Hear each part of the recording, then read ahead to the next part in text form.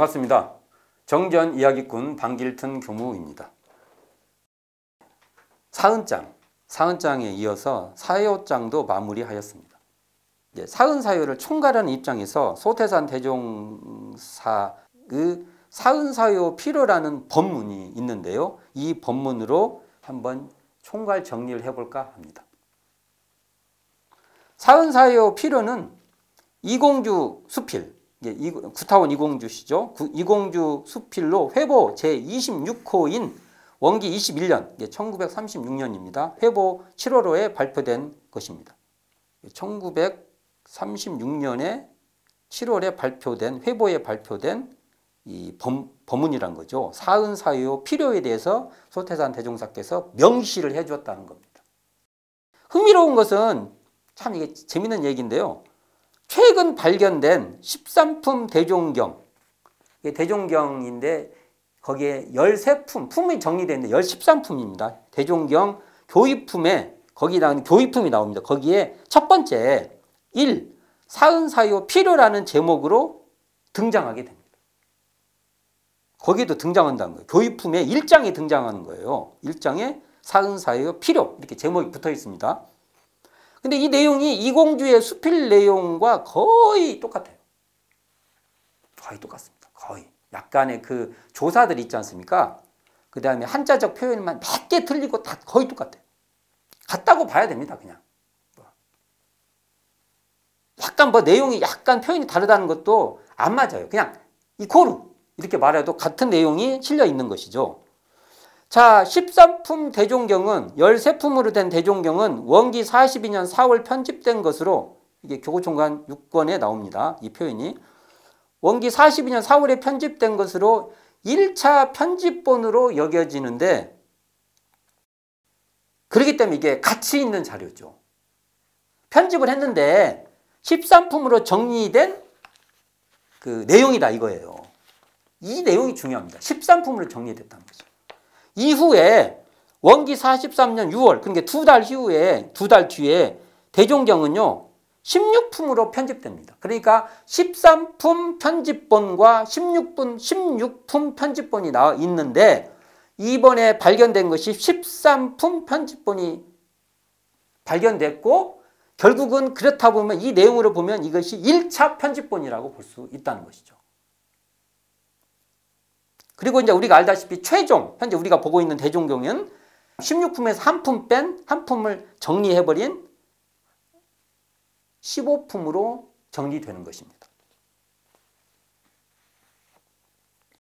여기에 13품 대종경 교의품의 첫 장에 사흔사효 필요가 나오게 된다는 것이 참 의미 있다는 것을 말씀을 드리면서 이공주 수필본이 원형으로 보여요. 원형. 처음에 기록된 수필본으로 보입니다. 그래서 저는 이공주 선진께서 수필한 법문을 대종사님 법문이죠. 대종사님께서 법문하신 사흔사효의 필요 이 대목을 이렇게 나누어서 살펴보면서 사흔과 사효를 정리를 해볼까 합니다.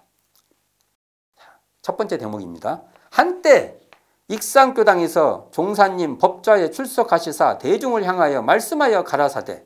첫 번째 이제 등장하는 말이죠. 가라사대 나옵니다. 여기도 종사님이라고 나와요. 이런 표현이. 만약 이게 정리되면 이게 대종사로 바뀌는 거지 않습니까? 그러니까 이게 더 앞선 그 원형이라고 볼 수 있죠. 그러니까 여기서 보면 익산교당이라고 하는 단어가 나오면 대부분 익산 총부로 법설처가 대각전이라고 보면 됩니다. 제가 추정이라고 말할 때도 이건 추정이 거의 확실한 추정 이렇게 말할 수 있는 게 대각전이라고 봅시다. 원기 20년 대각전이 건축된 후로 정례법설은 대각전에서 법좌 형식을 갖추어서 이루어졌기 때문이고 기록에 보면은 익산교당 대각전 이런 표현들도 나오기 때문에 대각전이라고 익산교당이라면 대각전이라고 보는 게 타당할 것입니다. 이때 전역 또는 수시설법은 공회당에서도 실시되었을 것이라고 여겨집니다. 그렇기 때문에 익산교당은 대각전이다 이렇게 보고 여기서 종사님은 당시 소태산의 존칭이다. 종사주, 종사님 이런 표현은 다 소태산 대종사의 존칭으로 보시면 될 겁니다. 2. 본회의 교리 중 인생의 요도 사은사유로 말하면 여러 가지로 병든 세상을 성한 세상으로 치료시키는 필요한 방법이며 진실로 적절한 약방문이라고 나는 생각하노라. 그러니까 이 대목을 보면 인생의 요도 사은사유를 병든 세상을 성한 세상으로 치료하는 적절한 약방문으로 보고 있는 것이죠. 어떤 세상? 병든 세상을 어떤 세상? 성한. 표현이 재밌지 않습니까? 성한 세상. 그러니까 인생의 요도인 사은사유는 병든 세상을 치료하는 약방문이다. 이렇게 규정을 딱 하고 있는 것이죠. 이게 정전에 보면은 인생의 요도와 공부의 요도의 그 파트가 나오지 않습니까? 그 내용과 같은 그 내용이 되겠죠. 3. 그러면 이 세상은 어떠한 병이 들었는가? 곧 개인이나 가정이나 사회나 국가가 서로 은혜를 발견하지 못하고 도리어 원수만 발견하여 피차에 원망하고 질시하는 불화의 병이 들었나니 보라.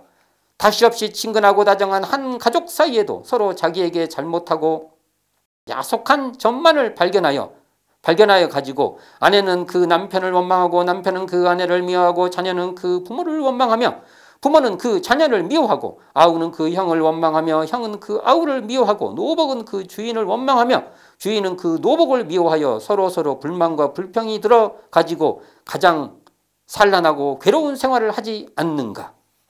이 대목에서도 세상의 병은 개인, 가정, 사회, 국가가 피차 원망하고 미워하는 무슨 병? 불화의 병이라는 겁니다. 이 대종사님 표현 중에서 병을 뭘로 표현하셨냐면 불화의 병이라고 표현한 것이 참 재밌습니다. 소태산 대종사 제세시 당시만 해도 머슴의 풍습이 아직 남아 있었던 것 같습니다. 저도 어릴 때 저도 겪었으니까 아마 당연하겠죠. 그래서 근대에 접어들었으나 아직 비근대적 관습은 공존했던 시대라고 볼 수 있죠. 이에 머슴과 주인의 비유를 이렇게 들으신 것 같아요. 대종사님께서. 그러니까 이것을 그 노복과 주인의 관계를 현대적 시각으로 보면 이런 비유를 이게 비유가 참 그래. 비유를 하면 비유로 받아들여야 돼요. 이 비유를 막 어떤 그 시공간을 막 초월해서 어떤 사실적인 관계로 막 받아들이면 참 표현하기 어렵은데 이게 그 당대에 느낄 수 있는 비유를 해주신 거라고 보는데 현대적 시각으로 보면 고용 계약의 관계로 봐야 할 것입니다. 그러니까 가정에서의 고용과 피고용의 관계로 서비스업의 관계다. 관계로 설명한 것이다. 지금 시대를 보면 이렇게 설명을 해야 되겠죠. 4. 과연 그와 같이 한 집안 식구가 서로 화평치 못하고 불안하게 지낸다면 물론 그 사이에는 갈등이 생겨나서 모든 것이 귀찮을 것이며 권속도 악마같이 보일 것이다. 뿐만 아니라 살림에도 알뜰한 생각이 나지 않고 자연히 일도 하기 싫은 퇴골심이 나서 그 가정은 망하고야 말 것이니 그러한 가정을 일러 나는 병들었다 하노라. 한마디로 병든 가정에 대한 설명을 쫙 해주시고 있는 것이죠. 자, 5. 또한 사회와 국가와의 사이를 본다 하더라도 각자의 권리와 기능대로 서로 시기하고 미워하며 속이고 둘러서 재산과 권리를 탈취하려 하며 그 뜻대로 되지 않으면 전쟁을 일으켜서 수다한 재물과 인명의 희생자를 내게 하나니 이도 또한 병든 세상이 아니고 무엇인가. 그러면 상술한 바와 같이 세상은 대부분이 그러한 병이 들어서 너나 할 것 없이 편안한 생활은 할 수가 없게 된 것이 사실이다. 결론이 중요하죠. 편안한 생활을 할 수 없다는 것이죠. 그러니까 병든 세상에 대한 정의가 쭉 전개되어 있는데 이 내용을 보면 산업혁명 이후에 제국주의가 태동되지 않습니까? 제국주의에 대한 비판이라고 볼 수 있어요. 여기 보면 뜻대로 되지 않으면 전쟁을 일으켜서 수다한 재물과 인명 희생자를 내게 하나니 이건 정말 제국주의에 대한 아주 설명이에요. 이게. 그러니까 당시 식민지로 지배 피지배의 관계를 식민 지배를 정당화시켜 버려요. 제국주의가 한편으로는 물건의 원료를 그냥 뺏어오고 그 물건을 만들어서 또 거기다 또 팔아먹어요. 이곳에다 팔고 이게 식민지에다가 여고치를 가져다가 저거다 팔고 이런 식을 했지 않습니까? 제국주의가.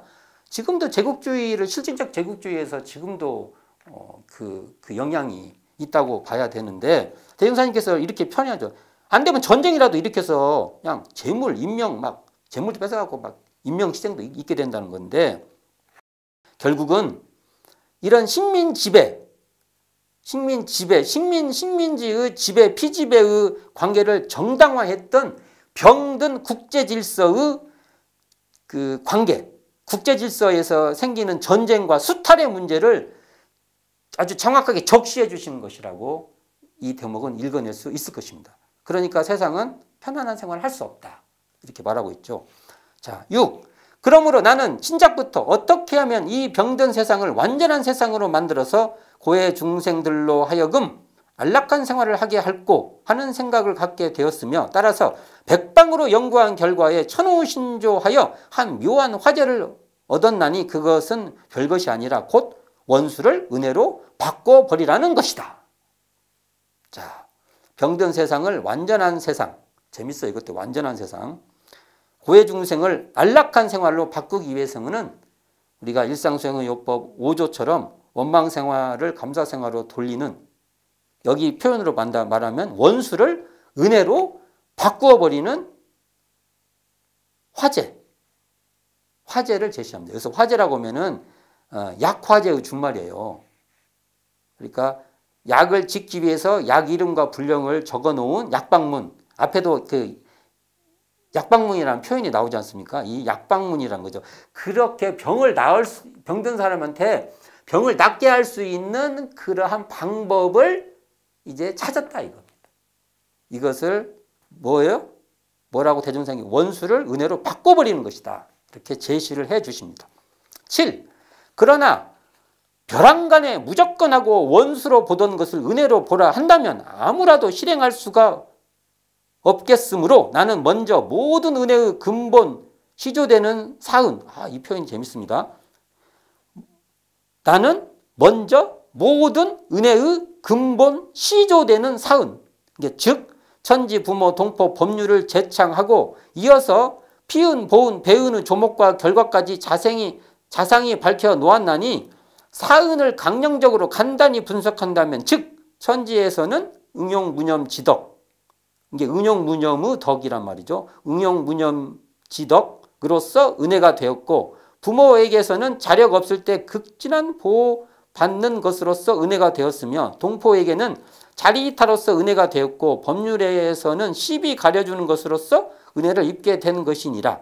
그러면 누구든지 이 사은편을 잘 배워서 그대로 보훈지도를 행하는 자가 생겨난다면 많이 생겨날수록 이 세상은 평화하고 안락하여져서 원수를 보던 병은 완치되고 말 것이다.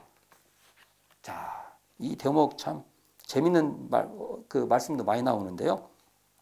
사은에 대한 총괄이라고 볼 수 있죠. 모든 은혜의 근본 시조되는 사은.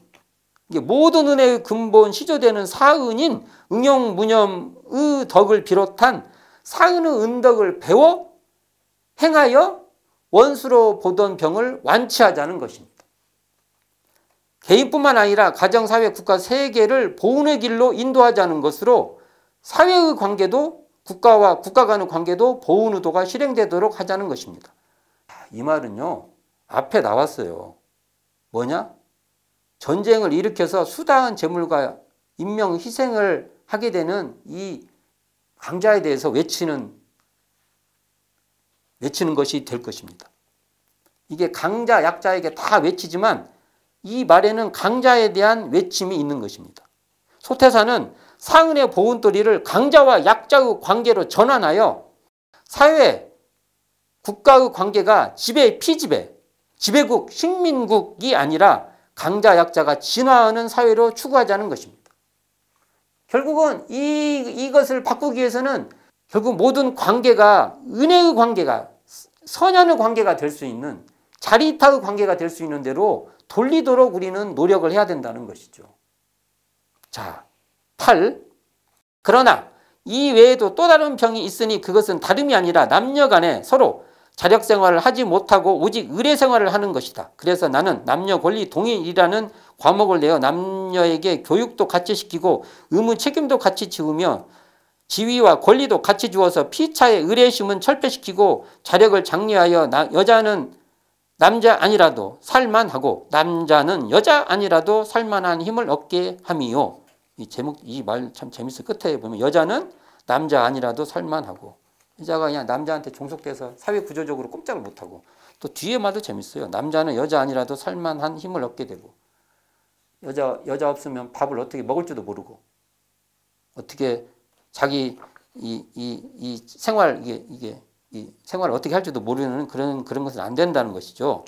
이 말은 자력을 장려하여 의무와 책임도 같이 지우고 지위와 권리도 같이 주어 자력 생활하도록 하는 자력 양성의 필요성입니다. 9.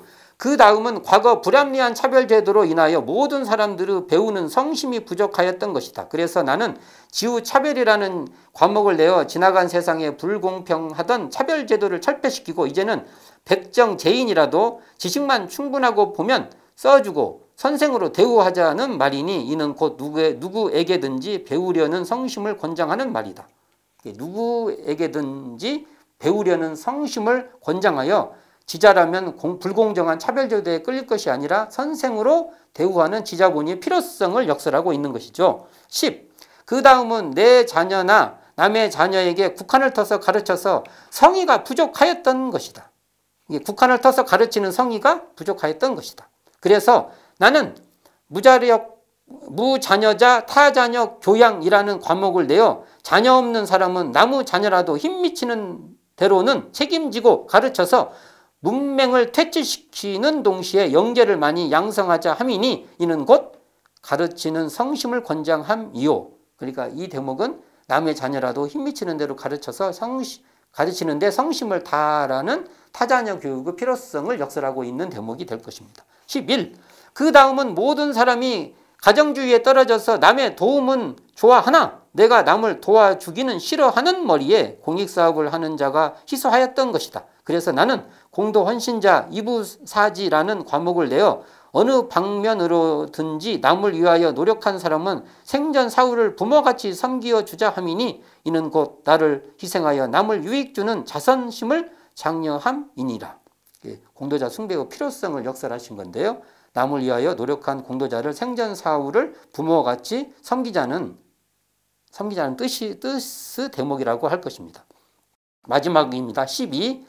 그러면 우리가 이상에 말한 바와 같이 사은으로 써서는 모든 원수를 풀어버리고 은혜를 발견하며 사유로 써서는 자력생활, 배우는 성심, 가르치는 성의, 공의심 등을 권장하며 따라서 실제 실행들을 하여 보라. 그런다면 이 세상은 결함없는 전반 세계가 될 것이요 사람들은 불보살로 변하여 다시 없는 이상의 천국에서 남녀노소가 극락 수용을 하게 될 것은 의심치 않노라 하시더라. 자, 이게 결론인데요.